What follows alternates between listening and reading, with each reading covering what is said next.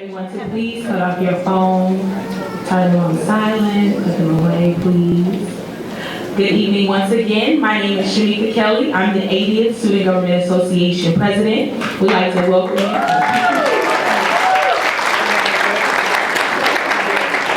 We would like to welcome you to the first lecture series for the 2014 academic school year, brought to you by the Office of Academic Affairs, featuring Dr. Michael Dyson. At this time, I would like to welcome faculty, staff, and students for coming out.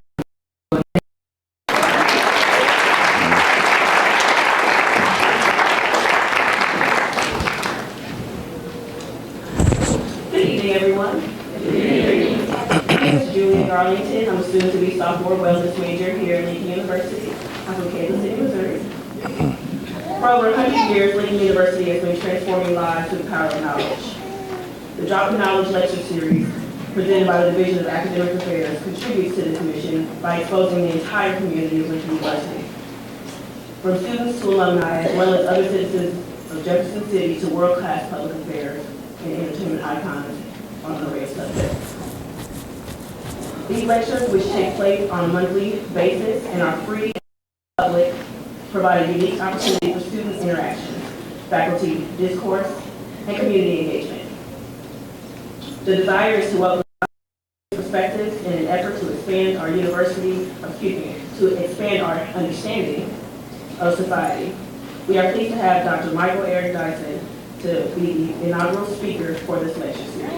I now ask that Mr. John Collins Muhammad come and introduce our evening lecture.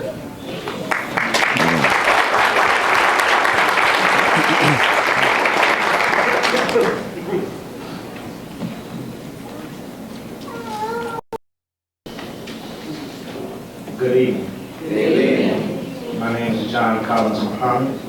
I am a senior major in political science and philosophy, coming from the greater city of St. Louis. I have the esteemed honor and pleasure of introducing today's featured speaker. He is an American Book Award recipient and a two-time NAACP Image Award winner. He is one of the nation's most influential and renowned public intellectuals. He has been named one of the 150 most powerful African Americans. Philadelphia Weekly contends that Dr. Dyson is reshaping what it means to be a public intellectual by becoming the most visible black academic of his time. Not only has Dr. Dyson taught at some of the nation's most prestigious universities, including Brown, Chapel Hill, Columbia, and the University of Pennsylvania, but his influence has carried far beyond the world of academia into prisons and bookstores, political conversations, and union halls, and church sanctuaries, and lecture stages across the world. Dr. Dyson has appeared on nearly every major media outlet, some to include Not Mine and the Tavis Smiley Show, just name a few. And he has his star appeal on such shows as Rap City, Def Poetry Jam, and the Colbert Report. He is also a contributing editor to the Time magazine. In addition, he hosts an hour-long news on NPR, The Michael Eric Dyson Show, where he delivers thoughtful analysis on today's biggest stories, from pop culture to race relations. Ladies and gentlemen, without further ado, let us get ready to receive and welcome our brother, Dr. Michael Eric Dyson. Good job, young man. Good job. Thank you,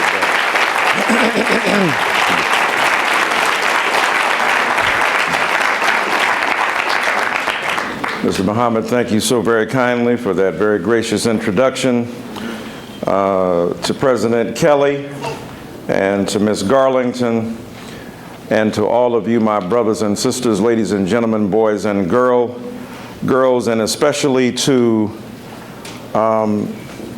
Dr. Saeed Sewell, who is your Vice President and Provost here at Lincoln University, one of the most extraordinary leaders in higher education that I've ever encountered.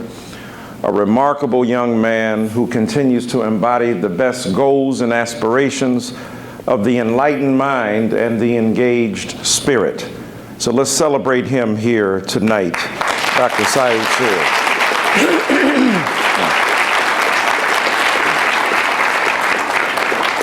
I've had the privilege of being with him and his young men and young students in Georgia, and he was an extraordinary leader there, and then of course at Kent State, and now here at Lincoln.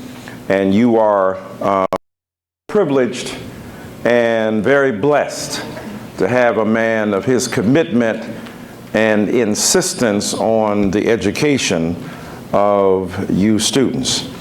And Sister Kent, who works in his office, Zandra Kent, has been extraordinarily gracious and hospitable. And I appreciate her hospitality.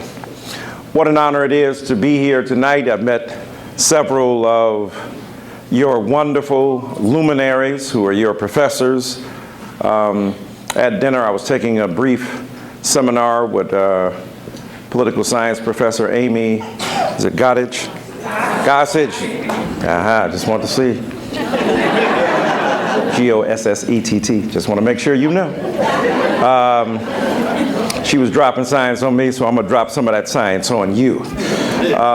But to have the opportunity to meet so many wonderful professors who are here at your institution gives me encouragement that your long tradition of learning and erudition will continue.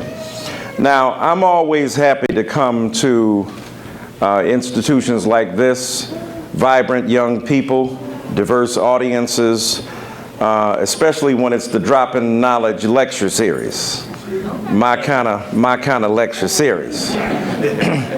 Because dropping knowledge is important.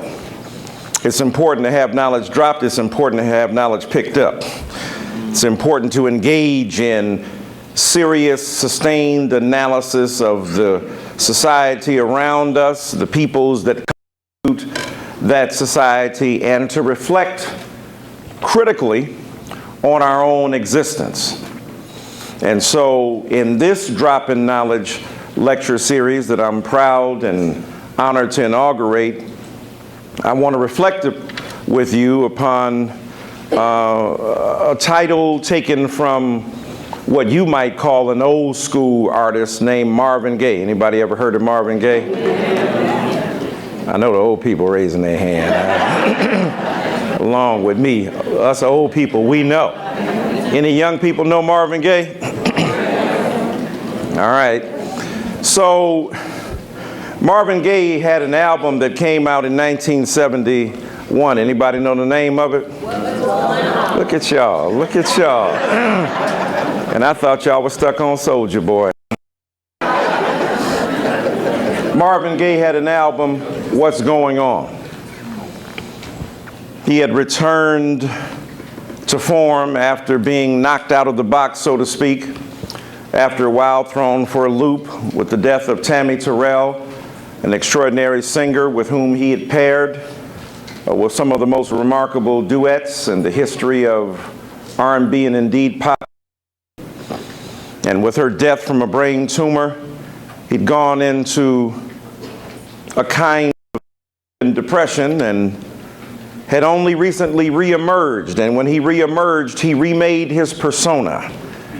He was a singer of sexy singles. He was a ladies' man. He was full of romance.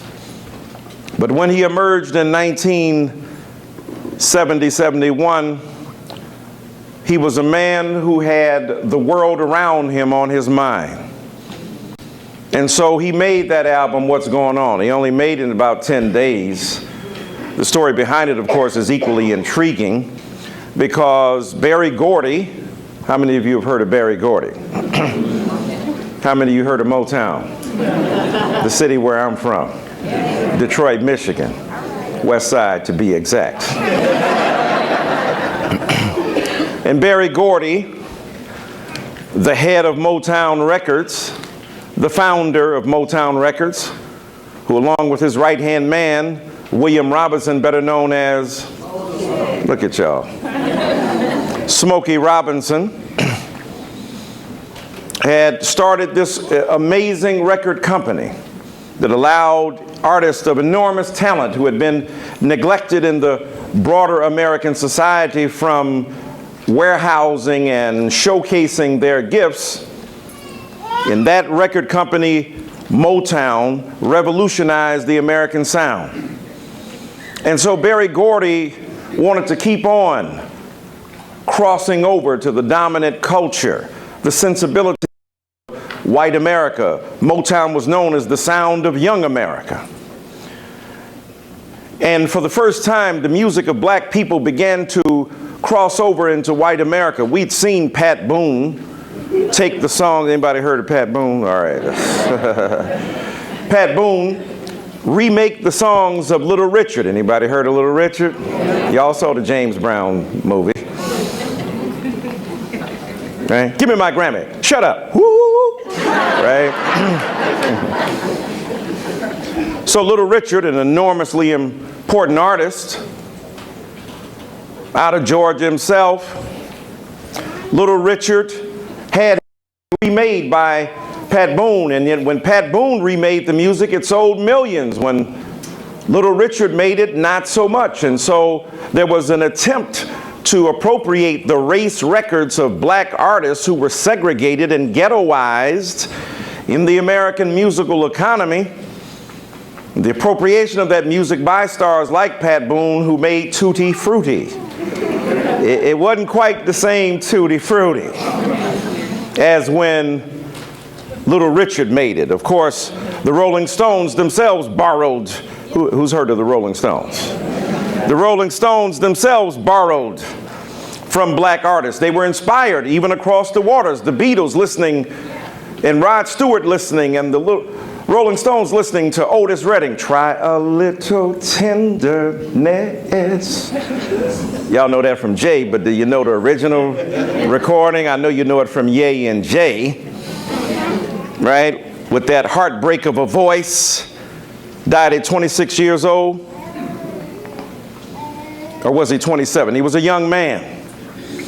And so, in that record company that was now marketing the voice, the music, the culture, the inspiration of African American society to the dominant culture, allowing the sound finally to serve as a sonic ambassador, sonic the sound, an ambassador representing the interest of African American culture, the ideals and perspectives of black people in a non-threatening fashion. Getting to the earlobes and ultimately to the hearts of the dominant culture. You can't go anywhere in America now without hearing the music of Motown. Stevlin Morris, better known as Stevie Wonder, right? Gladys Knight and the Pips began there as well. Diana Ross and the Supremes, Dancing in the Street. Think about Martha Reeves and the Vandellas. And so this music remade America. So Berry Gordy had a machine going, literally, because he was inspired by the automobile industry in Detroit. On the assembly line. A lot of y'all don't know what an assembly line is, but you on the line, you do the wheels down here, you put the car together, you put the side on, you do the wheel brake down here. It's an assembly line. Everybody had a part to play, and quality control made sure that the car was a good one and an excellent. And so Berry Gordy said, let me take that same model for making my music. We'll have producers who are here, sweeteners who will make the music sound even better. We'll have a quality control. We'll vote on it. If they like it, thumbs up. If they don't, thumbs down. And so he produced an extraordinary experiment, both in American capitalism and entrepreneurialism, and more broadly, in the revolutionizing of American sound. And so he had it going, and he didn't want to mess that up.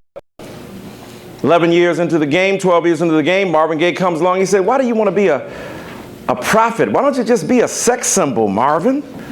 Marvin is now concerned about the war. He's concerned about what's going on around him. Interesting when people jump on young artists now for having a lack of social conscience. Well, most artists weren't necessarily or naturally engaged, occupied with the world around him. Berry Gordy, the leader, didn't even want that kind of stuff. Stick to what you know best. Against his will, he got on a plane one day. He said, "Do not release that single. What's going on?" And the white vice president of Motown, because it was a multiracial venture, decided to release that song while Berry Gordy was on the plane. And Berry Gordy was upset. And when he landed, he discovered that that single sold 100,000 copies. He said, "Where is the album?" So in 10 or 11 days, Marvin Gaye made What's Going On. Rockets, moonshots, spend it on the have-nots, make me want to holler, throw up both my hands. Y'all don't remember that clearly. I mean, Mercy, Mercy Me, things ain't what they used to be, right? Talked about the ecology. Inner City Blues. Talked about the war. What's happening, brothers? Brother just returned. And so that album, What's Going On, arguably one of, if not the greatest pop albums recorded in this country, raises some questions. And I want to just use that album to ask us what's going on. What's happening with us? Where are we at? Behind that preposition is what I used to be told. Right?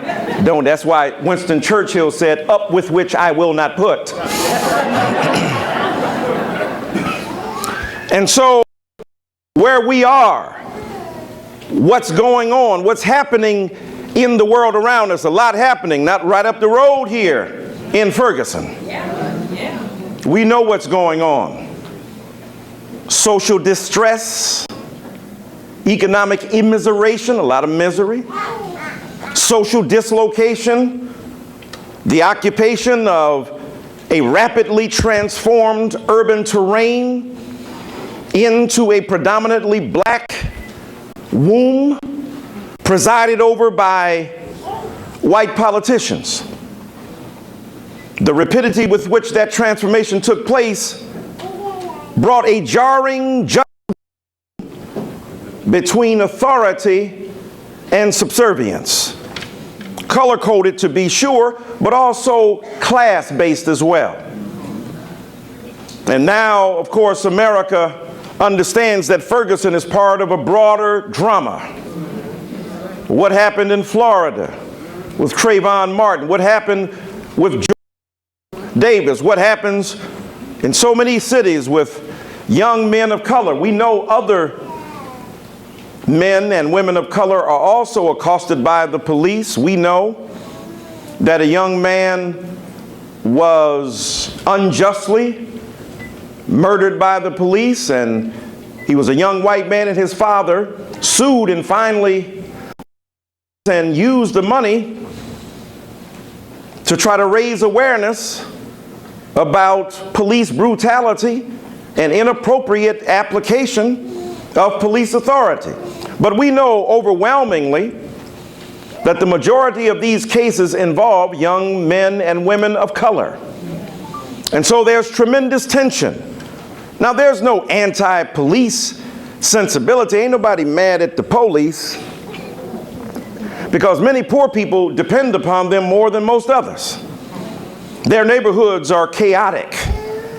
The environments they inhabit are full of strife that need to have resolution and negotiation. The problem is when the police show up, they often can't tell the difference between the criminals because they have been criminalized. And when you have this kind of inability to make distinctions in populations, you got a problem on your hand. And so police brutality is not anti-police, it's anti-bad police. It's anti-police who harm and harass young people of color. It's anti-police, small segment of them, who deploy aggression in destructive and harmful fashion that targets specifically black and brown populations. We know that poor white populations are vulnerable as well. We know that populations of color, and women included, are also viciously targeted in many instances and then silenced. But we know that in America, the police force has been used to occupy many black and brown urban centers. And we know with the death of Eric Garner in Staten Island that the humanity of people of color, in this case man, is always suspect. Study after study has proved that young black people are not even viewed as young. They have prematurely lost their innocence. They are not viewed as young people worthy of being treated like young people. They are seen as older, and in many cases as adults. Which means that when we deny them their innocence, when we deny them their youth, we are criminalizing them because we are holding them to account according to mature adult behavior. And not only that, we see them as adults, we therefore treat them with the kind of aggression and lethal force that is usually reserved for a threat emerging from an equally powerful being. All that means, my brothers and sisters, that we in trouble.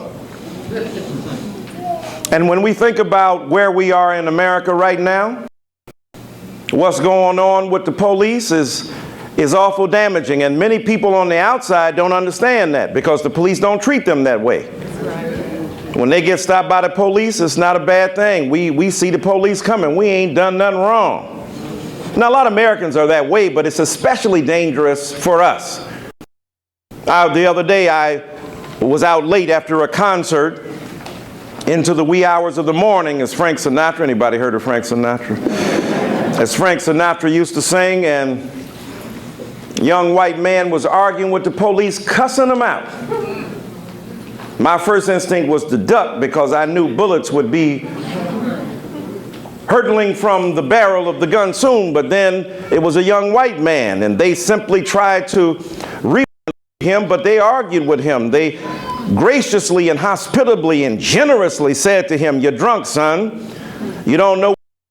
Continued to hurl epithet after epithet at them, and they simply tried to calm him down and get him home safely. Now, if that was our experience, we'd have a different understanding of the police. But our understanding is predicated upon the unnecessary and unnatural aggression of a police force that has had its own psyche shaped by its own understanding of the other, shaped in the crucible of American race where stereotype prevails. And stereotype is a lazy person's way of dealing with the other. Right? Now, we all know that stereotypes half real. We can figure them out, and we can see those stereotypes in other people, but they don't tell the entire story. And the problem with a stereotype is that it substitutes partial knowledge with complete assessment. And when you use such a limited database, you are drawing faulty conclusions based upon flimsy evidence. And so what's going on is that the police are not born on Mars or on another planet. They are in America, where the same dispositions, hopes, possibilities, beliefs, stereotypes, biases, bigotries prevail. The same presumptions, the same skepticism, the same suspicion of humanity. And if, as I've said, is true, study after study has shown that young black people are seen not only as not innocent and therefore older, but secondly, they are not seen as human. All of these studies that document the lack of the presumption of humanity in the other, especially in the other person of color, especially in black and brown youth. So they're not young, innocent, but mature and adult, and they are not human. That's a lethal cocktail. That's a horrible combination. And that means that when the police see young people, they see them through the prism of their own assumptions, their unconscious bias, their collective bigotry. And I said a bigot is a person who makes an idol of his community. That's not just a racial phenomenon, that happens across the board. And I'll talk a bit more later about that. And so when we look at Ferguson, we see an entirely poor population, 67% of the people there beneath the poverty line, 67% black, most of the tickets being written against them, police stops against them, money drawn from them, ironically enough, paradoxically enough, a poor population in a place that's southern in an odd way, right? The Nelly kind of way, the Saint Lunatic kind of way. People with the southern sensibilities. Missouri was half free and half slave, so it's always been paradoxical. It's always been half free and half enslaved. It's always been engaged in the process of revealing to us the American soul, because it is the projection of the American soul. It's the show me state. William James empiricism operates here. Don't tell me, show me. If Missouri was a disciple, y'all be the doubting Thomas. No aspersions cast on you, I'm just saying. And so when we think about what's going on here, what's happening here, is that Missouri, is that Ferguson, is that St. Louis, is that this state is engaged in a pitched battle for the future of American democracy as revealed in race relations in our nation. And so a lot of people thought that what else is going on is that we got a black president. At the same time, we got Ferguson. A lot of people thought since we had one, we wouldn't have the other. No. In fact, some have argued that because of one, the other one is more intense. Especially when you got one that doesn't talk much about race to begin with. Now, some people say he's strong because when he talks about race, his approval rating plummets, so he can talk about Raisin Bran and his approval rating be plummeted. He can say he liked Cheerios more than Raisin Bran, and it's on and popping. He say wet, they say dry. He say blue, they say red. He say up, they say down. He say go, they say stop. He say forward, they say backward. It's tough. Now, it's tough for all presidents, but don't act like it ain't especially hard for him. Right? We know he catching a tough break up in there. Here you are trying to have a party to celebrate the presidency and your inauguration, and the opposite side saying we got to make sure this dude is a one-term president. You ain't concerned about governance. You're not concerned about good political, if you will, citizenship. You're not concerned about the verities and the virtues of participatory democracy. You trying to get dude out. You trying to make him lose his job. You trying to make him a one-term president. Not interested in the country, not interested in the greater value of our democracy, not interested in the whole. This myopic, narcissistic self-preoccupation with my party as the legitimate litmus test for what's true and acceptable. Don't know how to negotiate because you're used to having it all. Privilege operates in a lot of ways, and in many ways, the collective denial of unconscious white privilege has been a scourge to American democracy. Bunch of spoiled politicians wanting to do it their way. That's right. And then mad, and if you mad at Obama, ain't a black man made, you're gonna really dig.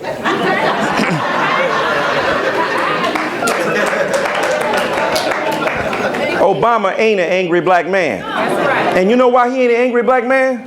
Because he ain't an angry black man. He wasn't born here. On this side of the stuff, he was born over in Hawaii, despite what they say in Kenya. Sorry, Donald Trump. Only thing thinner than Donald Trump's skin is his hair, but it's okay. Stop the ad hominem. That's uncouth. And so Obama just can't get a break. He ain't no angry black man. He's real nice with his. Congressmen say, you lie. And he goes, not true. He's nice with his. He ain't like some brothers we know. Like, did you interrupt my speech? Dude, you know I'm the president. Did you interrupt my speech? Meet me outside. I got something for you. Right? He ain't mad. He's real nice. He doesn't do horrible things in the name of his narrow conception of race. He doesn't even talk about race. He has to be forced to deal with the issue of race. That's all right with many white liberals too, because they don't want to talk about it either. They just fine. Let's not speak on it. Right? Because when all the issues, right, read The Economist, read any magazine, when they talk about the big crises, they never mention race. Talk about ISIS, speak about what's going on with gay marriage and all that stuff. Never talk about race because they don't want to talk about it either. Yeah. So it's real uncomfortable in America to deal with the issue of race because we ain't resolved it yet. We'd rather talk about Mars. We'd rather talk about Zoroastrianism. You know, the philology of Nietzsche. Please, but not race. Because race is where we live. Race is uncomfortable. Race is how we talk to one another, black or brown or red or yellow in America, how we engage one another, how vicious bigotries on all sides preclude the possibility of reciprocal understanding and mutually beneficial behavior. We don't want to talk about that. Yeah. So the president shies away from it because when he talks about it, it's a firestorm. He says that a policeman is acting stupidly. You might as well have thought he talked about the man's mama. And whenever you arrest somebody in their own crib, you acting stupidly. But how dare a black man remark upon the intelligence of a white man? It's hard. It's difficult to tolerate in America where we're not used to that. And Obama stumbled into it, so he moonwalked back. He said, no racial discourse from now on. Trayvon Martin, and then until Ferguson, with that tepid response he offered. Right. Complicated, problematic, and indeed troubling. Right. And so, if you don't like Obama, you just don't want no brother in there. Because he ain't making no waves. He walks, of course, in a way that tells on who he is. Down Air Force One. He can't help it. He's right. He's shaking everybody's hand. Caesar brother, what's up? Look at YouTube and see him meeting Kevin Durant. Shaking hands, shaking hands. Kevin Durant, what's up, bro? I mean, he is a black man who lives in public housing.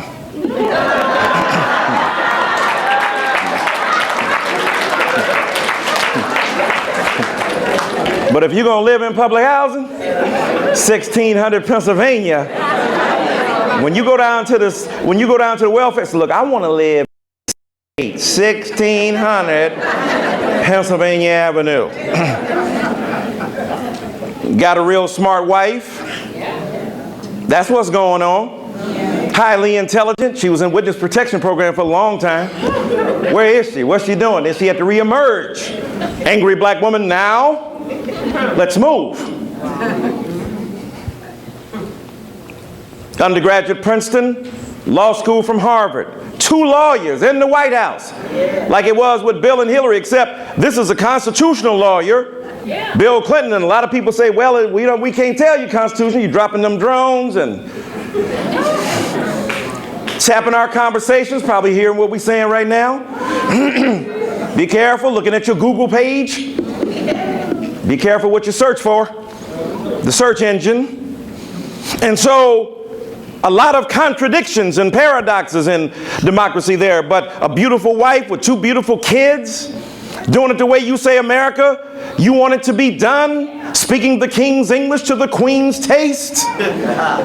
And still, for so many, it's marginalized, it's seen as un-American, not human, and seen as incapable.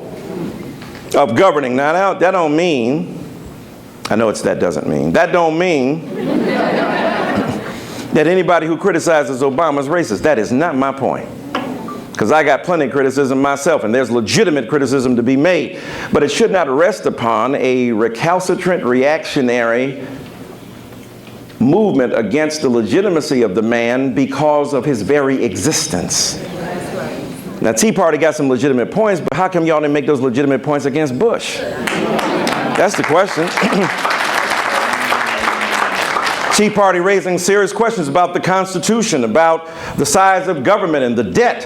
All are legitimate questions from a traditionally conservative value. The thing is, George Bush swole the debt like he was a Democrat, stereotypically, right? But Bill Clinton had a harder line on the budget and left us a surplus. And so, when we look at what Obama's up against, it's extremely difficult to imagine that 5-6 years into his presidency, when we had such hope, some people ironically and paradoxically and perhaps some would say idealistically and maybe even naively thought that Obama would be the end of race. What? That racism would be gone. What? When Hillary gets in,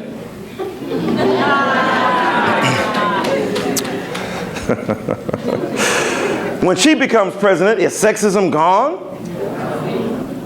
Just because she's the president don't mean that the ERA ain't important. Doesn't mean that we shouldn't concern ourselves with a rape culture. Doesn't mean that we shouldn't be concerned about the way in which women are demonized in American political and popular culture. Just because she's the president don't mean that. Just because a black man is in public housing with his beautiful wife and kids does not mean that America has addressed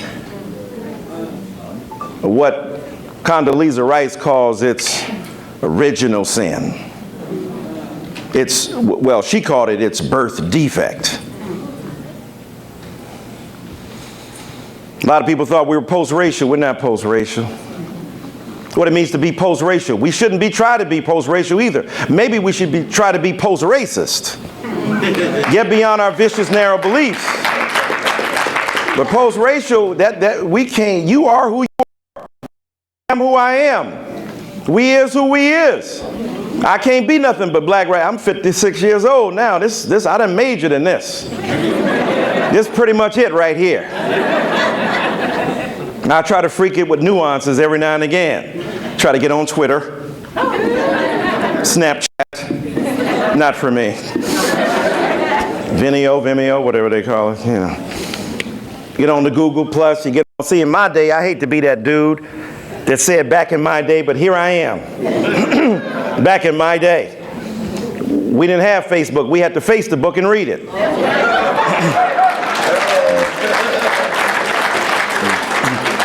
Y'all doing research on Google and stuff, we had to go to the library. That's where the lies were buried. We had to go dig them up.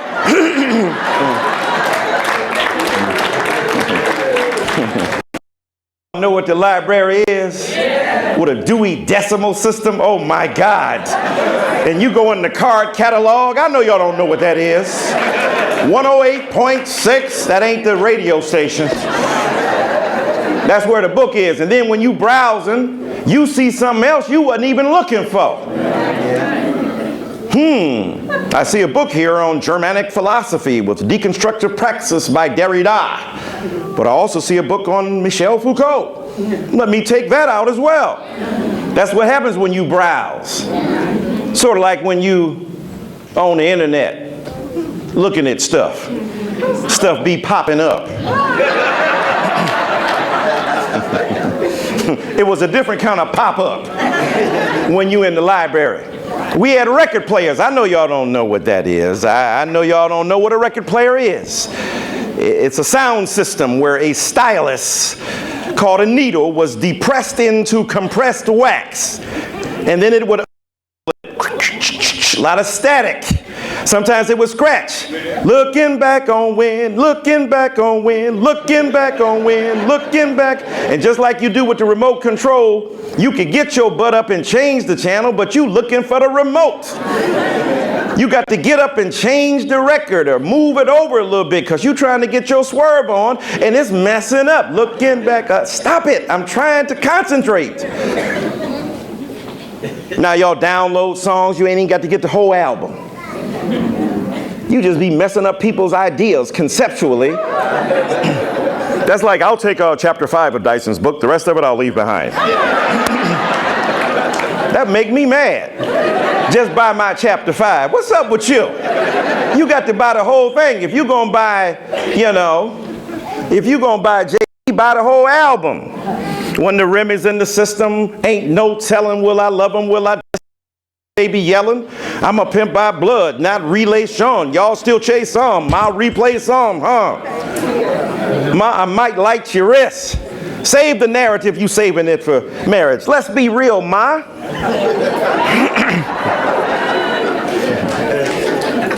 You saving it for cabbage. Cabbage is Jay-Z promoting good eating? Through vegetables? No, not quite. And so we used to have to go to the library and we had to study it for ourselves. We had to look at things for ourselves. We had to engage. We had to be active. And so, my brothers and sisters, when we think about what's going on in regard to not only Barack Obama and the issue of race, but dealing with the fact that we talk about post-racialism and post-racialism versus post-racism being past being black or brown or white or red. White is a race too. Brown is a race too. It's a political identity. It doesn't have physical or anthropological value. If you look at the anthropologists, they will tell you that race is not predicated upon the spurious divisions we construct. That's why in the classroom we talk about race as a social construct. Ain't got no biologically determined basis. In a heterosexual paradigm, if you can procreate, you part of the same race and species. Now we got Mongoloid and Caucasoid and Negroid in terms of these divisions. And I'm not saying that there are not good ways to derive scientific knowledge about disease process in different communities, but those things are historically contingent too. Don't be trying to ascribe divine origin to those differences. Race gathers its most powerful meaning in social dramas and interactions that give the definition to our own ideas of race in interaction with each other. It's not like it's given from above, not like Moses coming down, this is race and this is what it shall be. This is what it means to be black. Thou shalt be black in the following 10 commandments. If thou art not, thou art therefore not black. A lot of us do this to each other. You ain't black enough. You ain't real. You ain't from the hood. You're not authentic. Right? And there's a difference between being from Kennebunkport, Maine as a white person and being from Hope, Arkansas. That's a big difference. Mama got a streak in her hair, go to the races, smoke cigarettes, and you eat fast food, and no black people. And so race is complicated. So this notion that we could suddenly with one election be beyond race, it's a fantasy.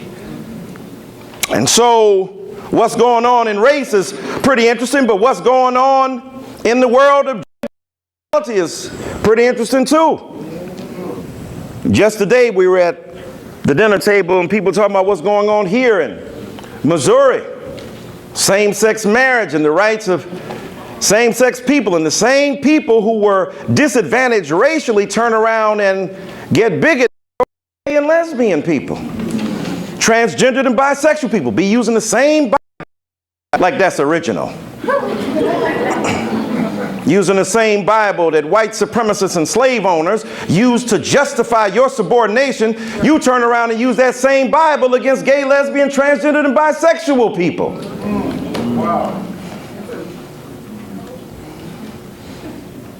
Jesus ain't even said. We know a bunch of other people did. I'm talking about Jesus, the founder of your faith, the one who said it, spoke it into existence. The world is those who believe. And then people say, it's a choice. My God, how dare you compare race to sexuality? Sexual orientation, how dare they take our movement? Oh, you own it? Oh, okay, I didn't know that. You got ownership up in here, huh? So when Martin Luther King Jr. was borrowing from Mahatma Gandhi, did Gandhi charge copyright? And both of them were inspired by a Jew named Jesus.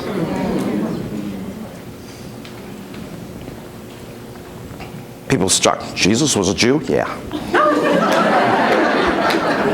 Yeah, pretty much. He didn't go to church, y'all. First Baptist Church of Palestine. Wasn't there?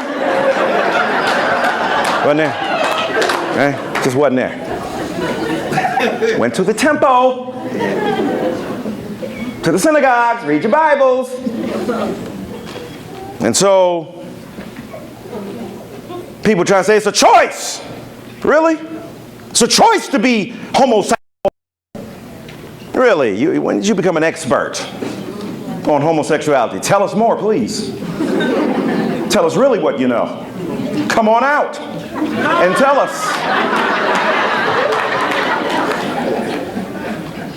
People say it's a choice. Really? When did you choose to be heterosexual?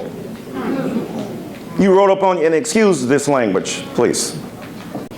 9 years old, you wrote up on mom, look, I'm going to be hollering at these hoochies.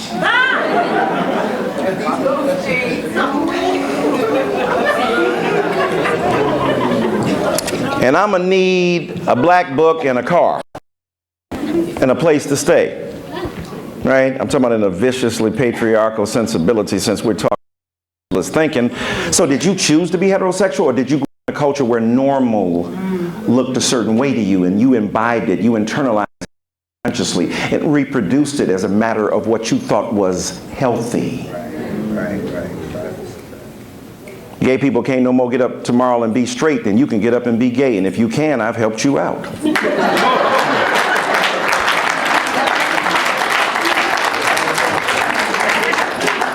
Now we know sexuality is on a continuum, so maybe given the day, any given Sunday.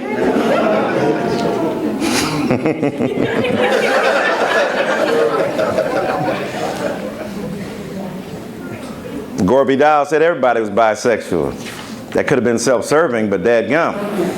He's trying to make an argument. My point simply is this, is that really, when you make these arguments about choice and about the Bible, how are we going to be biblically literate, especially as a people who were forced not to read for 100 and some odd years? What you being literal about? What you heard?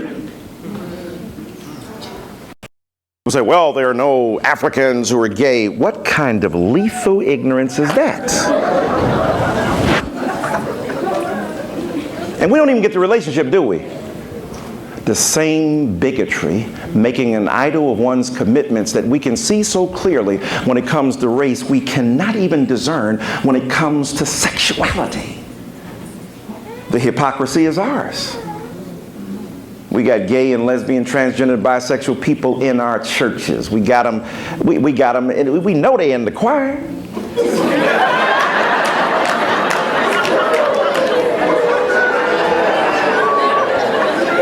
Don't hate the game. Don't hate the player, Doc. Hate the game. And you know, especially when you done heard some homophobic sermon and the gay choir director has to get the choir up.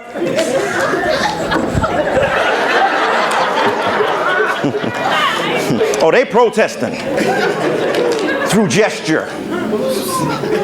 They're gay people on the deacon board. They're gay lesbian people in the usher board. They're gay and lesbian people in the pulpit. Some of the most homophobic people in the world are themselves closeted gay because they think they have to internalize or unconsciously do or consciously deny and suppress their sexual orientation to defer to the normative view that is spread in the community because they want to risk being ostracized, seen as a leper. So we put them out. And so they stay in, refusing to live the truth of who they are. And we think that's normal and healthy. And we use the same kind of religious system rigged against them. I ain't been to no church, especially no black church, that didn't take gay tithes. If you're going to keep it real. Only funny money they don't want is change.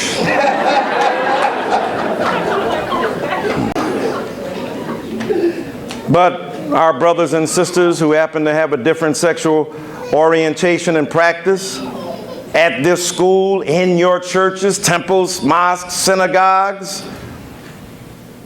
in the world in which we live. And it doesn't even do good when some people say, hey, all sin is equal to me. Homosexuality is on par with adultery. Come on. Is being black a sin? Is being a particular race or gender a sin? And so what's going on now is the refusal of so many people who have been victims to recognize they are victimizers. The oppressed can oppress simultaneously. That's why it's good for you to be reading Michel Foucault, Foucault, right? Who talked about power is not just in Weberian sense, up and down or hierarchies. Power breaks out everywhere, even between powerless people. It's not just vertical, it's horizontal. The clerk that stops you from getting into the concert just got enough power that day to make your world collapse on you. Especially if you're trying to sneak into the concert. I mean, pay your way into the concert. Right? People on local establishments wield power. People informally wield power. And the power we wield to shape and misshape our fellow human beings must be recognized. What's also going on is the hurt and pain that our youth endure. I talked earlier about what's going on with race in Ferguson, but a lot of kids getting kicked out of school early, expelled, put into the prison pipeline, the school to prison pipeline, kicked out of school for stuff that kids should never be kicked out for in preschool. Preschool. Thinking that's a good thing. And then it tracks them. Amnesty International did a report that said the same problems that young Sally and Johnny, young white brothers and sisters, are hit on the back of the hand for, black and brown kids are tracked for, detention for, jail for, prison for. So we got to ask ourselves the question about what's going on with young people. And a lot of, look, I'm not one of these old people that beats up on young. Because, you know, old people act like they were never young to start with. We get amnesia. Gore Vidal says we live in the United States of amnesia. And the theme song is supplied, I would think, by Barbra Streisand. Y'all heard of Barbra Streisand? Memories, y'all remember that song? What's too painful to remember, we simply choose to forget. And so a lot of old people, they stop sinning because they're too old, not because they're righteous.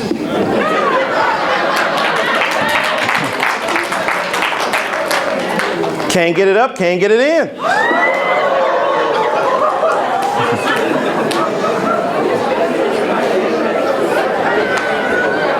Wow. Shame on me.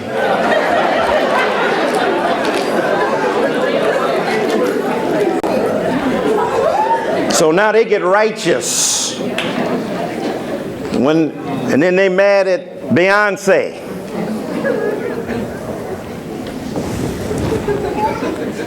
I'm not mad at B.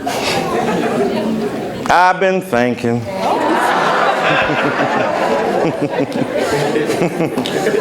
When I get this spirit up in me. My assemblage, surfboard. So, mad at young people for who they are and what they do. And I say, look, older people got to remember they were young too. I remember when I had a big old afro and wore a blue jean jacket. You were a thug. That's what they called you. You thug. You're a gang member. Now, of course I was, but everybody wasn't. Why are you going to generalize?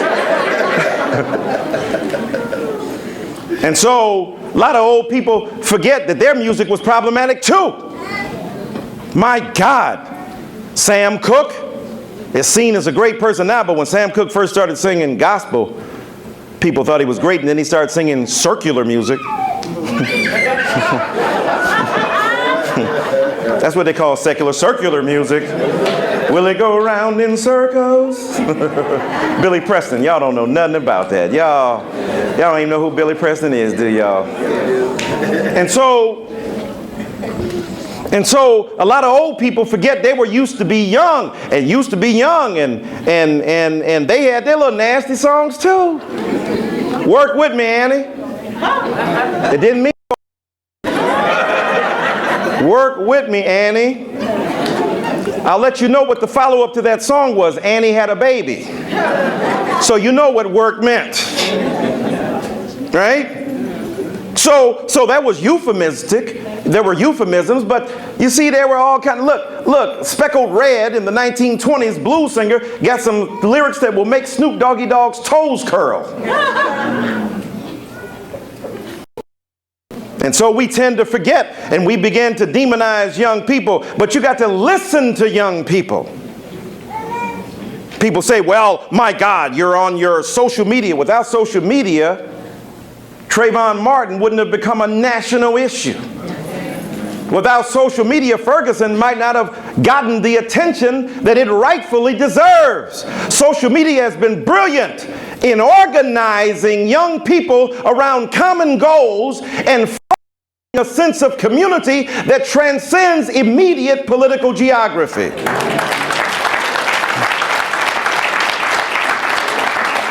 But don't just think because you made a tweet, you're a social revolutionary. Right? You got to still get involved, but they've done studies. They said people who and do social media are more likely to be involved in old school, traditional social gatherings than others. So it ain't one against the other. It's not one versus the other. It's both and. And I listen to a lot of the young people's music. Now, it's kind of funny to them that an old man like me be listening to what they listening to. I'm listening to Nas and Jay-Z. Y'all got some new people out now. I got to catch up with them. Schoolboys and stuff, and Rich Homie Quams, and good people. Absol and Ops, you know. There's a lot of different cats out here now. A lot of different people out here. Iggy Azalea. Wow. Iggy. Nicki Minaj. Nicki. Yeah, but she can spit though, y'all. Whatever you want to say, Nicki Minaj got control of the mic in that sense. But we do want to hunger for the days of a Lauryn Hill, or, you know, I don't know if y'all even know Lauryn Hill. Y'all might not know Chuck D. Elvis was a hero to most, but he never meant to me straight up to sucker, simple and plain. Yeah, man, John Wayne. Remember that? Y'all remember, what's his partner's name? Flavor Flav. You don't remember him from Chuck D and the Public Enemy. You remember him from Flavor of Love. Yes, how the mighty have fallen. Yeah, boy and girls. So the reality is that I listen to these young people because there's something to be heard. There's something to be said. There's pain and agony in what a lot of young people say. It's not just about money and cars. It's not just about women. It's also something deeper going on. No, my teachers couldn't reach me, and my mama couldn't beat me hard enough to match the pain of my pop not seeing me. So, with that disdain in my membrane, got on my pimp game, blank the world, my defense came. Back in the days, our parents used to take care of us. Look at them now, they're even scared of us. Calling the state for help because they can't maintain. Damn, things done changed. If I wasn't in the rap game, I'd probably have a key knee deep in the crack game, because the street's just a short stop. Either you're slinging crack rock or you got a wicked jump shot. Damn, it's hard being young from the slums, eating 5-cent gums, not knowing where your meal's coming from. What happened to the summertime cookout? Every time I turn around, a brother's being took out. Somebody wake me, I'm dreaming. I started as a seed, the semen, swimming upstream, planted in the womb while screaming. On the top was my pops, my mama hollering stop from a single drop. This is what they got? Not to disrespect my people, but my papa was a loser, only playing the blanker and abuser. And even as a seed, I could see his plan for me, stranded on welfare, another broken family, Tupac says. Before that, Biggie, before that, Jay. Now, you got some socially conscious about Talib Kweli. These cats drink champagne, toast death and pain, like slaves on a ship bragging about who got the flyest chain. Lauryn Hill said, even after all my logic and my theory, I add a MF so you ignorant can hear me. 90s hip hop, it was great. I'm not saying it was the only, but you know, when we used to fuss when the landlord dissed us, no heat, wondered why Christmas missed us, birthdays was the worst days. Now when we're thirsty, damn right I like the life I live, cause I went from, and if you don't know, now you know.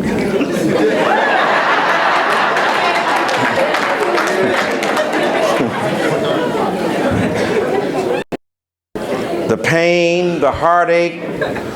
Nas said it's only right that I was born to use mics, and the stuff that I write, it's even tougher than dice. I'm taking rap into a new plateau through rap slow. My rhyming is a vitamin held without a capsule. A smooth criminal on beat breaks. Never put me in your box if your ish eats tapes. That's the raison d'etre of hip hop philosophy. And I know y'all know him. Standing by the speaker, suddenly I had a fever. Was it me or either? Summer madness. Cause I just can't stand around, so I get closer, and the closer I get, the better it sounds. My mind starts to activate, rhymes collaborate. Cause when I heard the beat, I just had to make something from the top of my head. So I fell into the groove of the wax and I said, how can I move the crowd? First of all, ain't no mistakes allowed. And then the news comes out that the brilliant and gifted, amazingly ordained and anointed rhetorical genius T.D. Jakes is suing Young Jeezy and Kendrick Lamar, but he told me he wasn't suing them, he was just doing a cease and desist. I love Bishop Jakes, but I was trying to tell him, and I still want to say that don't sue Kendrick Lamar, who's like Charles Dickens with a pen in Compton. Right? Ralph Ellison and maybe some kind of crime drama, right? Don't sue him. Don't cease and desist on him. He's obsessed with God. And he ends his section 80 by saying, y'all thrown off because I talk about God and race and culture and all that stuff in the same song. Because that's how life is lived. He said, I ain't inside out, I ain't outside in, I'm in the center looking around. Listen to your young people and hear the psalms and elegies and poems and pain and pathos that they embody. And then what's going on, and I'm almost done, we can't look around this world and see what's happening to women all over the world. Women being murdered, women being stoned, women being demonized, women being stigmatized. We think we're enlightened in America because we don't have the Taliban. No, we just got the local church that says women can't even touch the pulpit because you're going to desecrate it. Now, I know it doesn't happen here in Missouri, but in other places I've been. I was preaching at church, I ain't going to tell you what city in Texas. That's a state, it ain't a city. It might be another country. This year, scholarship banquet. After I finished, the pastor said, it's a great man, he's a brilliant scholar, blah, blah, blah. He said, but that stuff he was talking about women's freedom, as long as I'm the pastor, women know their place. That's this year. Now, he just being explicit. A lot of women know their place, where they supposed to be. At least you can see rap coming. Bitch, hoe, skeezer, slut, that's explicit. You ain't got to guess. But in the church where we dress it up, with theological nicety, religious conformity, platitude, and doctrine, all of a sudden we try to make God co-sign our bigotry. The women are 75 to 80% of many churches we belong to. The women leave, ain't no church, ain't no tithes. If they leave, I'm going with them, whatever church they in. I'm with the women's. First church of the female. I'm down with you.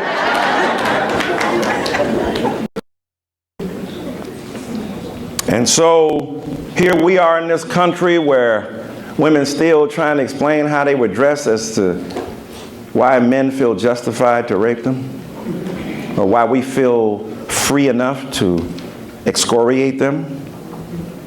Because no means no, we don't understand that. Her body is her body. Date rape is real.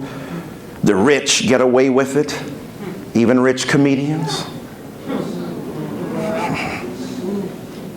We demonize R&B singers, and then we overlook other high and elite figures who've done horrible things to women. Women are easily assaulted and assailed.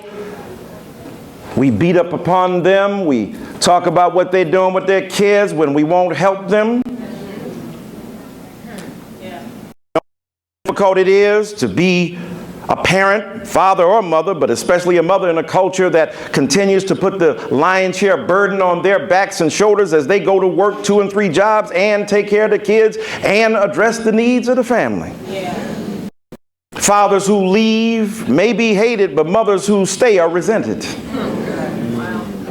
Love your mama, hate your baby mama, but your baby mama is somebody's mama, your kid's mama.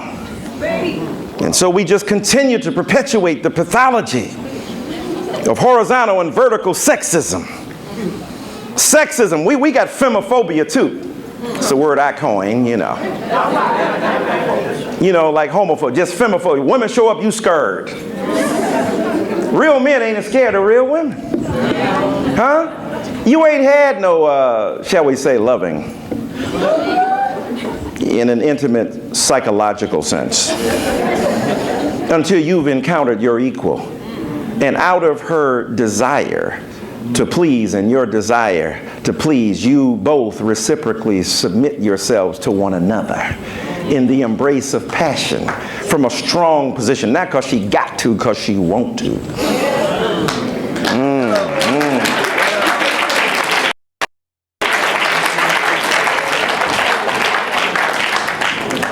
Because she want to.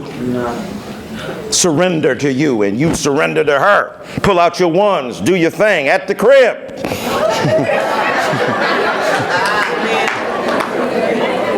I ain't gonna go no further, I'm just saying.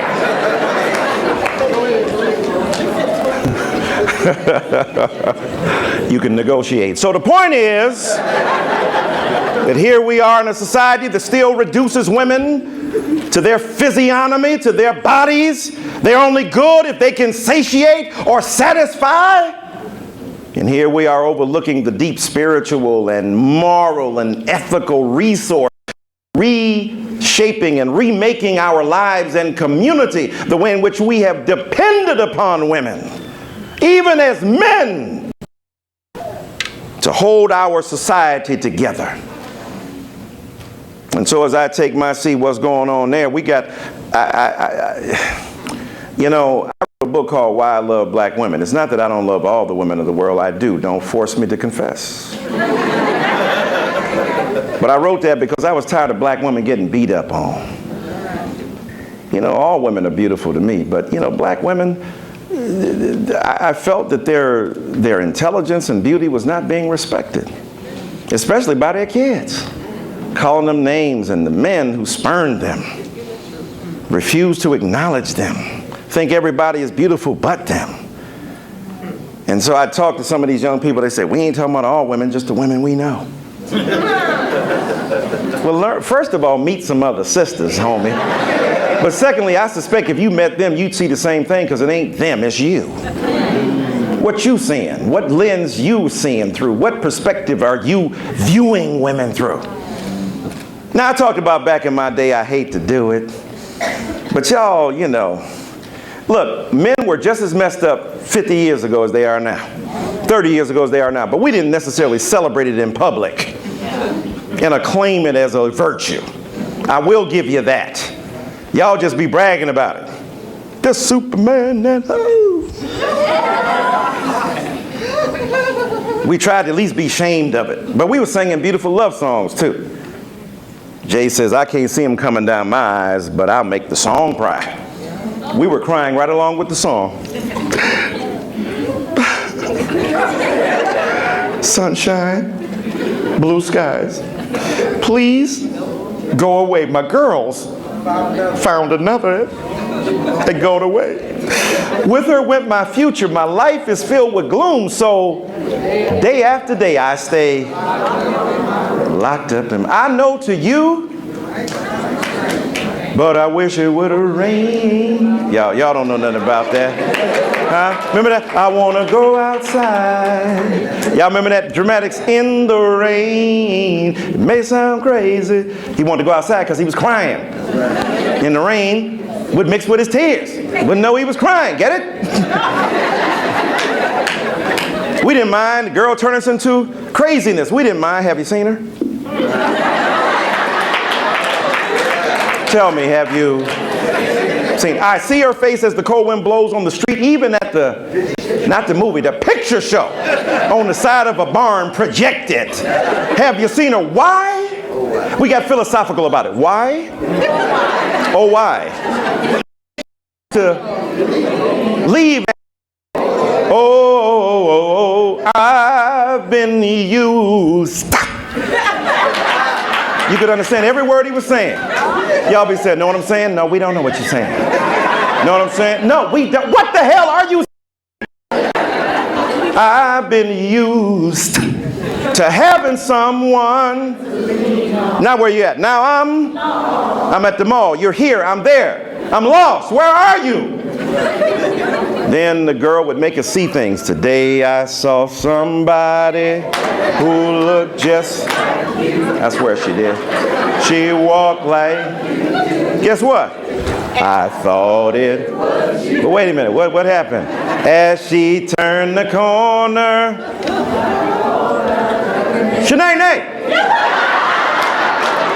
Oh, okay. Thought that was you. You still get that math. Then the girl turned us into a stalker. We didn't mind. Each day through my window, I watch her. Do, do, do, do, do. Wait a minute, dude. You watching her how long? Every day? For how long? 5 years? Somebody call the police on this stalker. We meet the girl one day, what we singing the next day? Always and forever.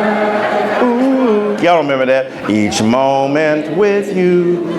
Now, see, y'all bragging about all the stuff you got. Well, that ain't how we did when we told them what we didn't have. See if she wants you for you. When you're in the center ring, y'all don't know that, and their lines don't mean a thing, why don't you let me try? Now watch this. Now I don't wear a, I ain't got no bling. I don't. Now this is a Pentecostal love song. Watch this. Speak in tongues. All I know is la la la la la. That's glossolalia up in here. That's tongue speaking up in here. That's a Pentecostal love song right there. Now what y'all singing? You remind me of my Jeep. Oh man. My man said, you gonna think I invented sex. No, you didn't. I love you, Trey Songz, but you ain't really invented sex. Barry White. Playing your game, babe, just you and me.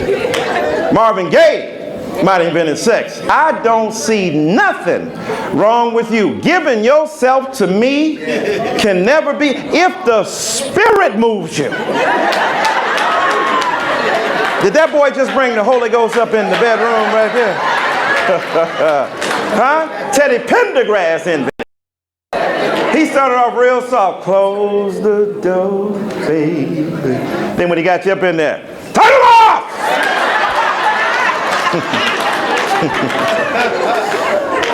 I'm just saying, don't be scared of no strong woman. Affirm strong women. Love strong women. Huh? Do you think Harriet Tubman wasn't a strong woman? What do you think she said? Excuse me.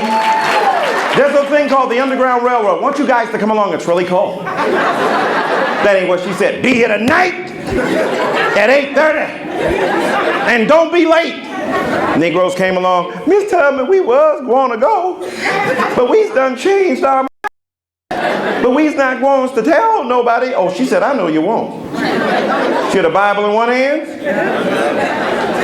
and a shotgun. Y'all remember Junior Walker and All-Star? Shotgun, shoot him for he run. Remember that? Don't call it a comeback. I've been here for years. Mama said, she had to cold cock some of them Negroes. And when they woke up, where I is, Negro, you're free. We done drug your butt to freedom. And if we still listen to our women today, they might drag us there again. Peace.